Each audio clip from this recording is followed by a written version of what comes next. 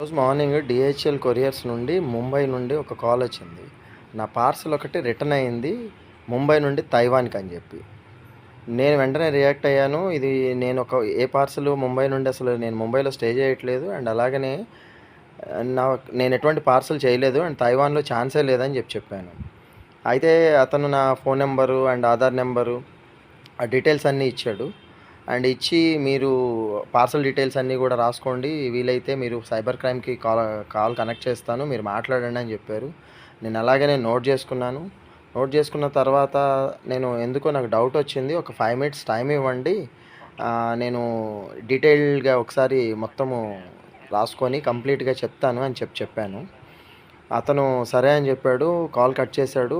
నేను ఒకసారి ఏం జేశానంటే గూగుల్‌లో సెర్చ్ చేస్తే బెటర్ ఉంటదేమో అసలు ఏంటి అని జెప్పి నేను డీహెచ్ఎల్ వెబ్‌సైట్ ఓపెన్ చేసి, ఆ వెబ్‌సైట్‌లో అతనిచ్చిన పార్సెల్ నంబర్ ఎంటర్ చేశాను. ఎంటర్ చేస్తే అది మిస్ మ్యాచ్ వచ్చింది.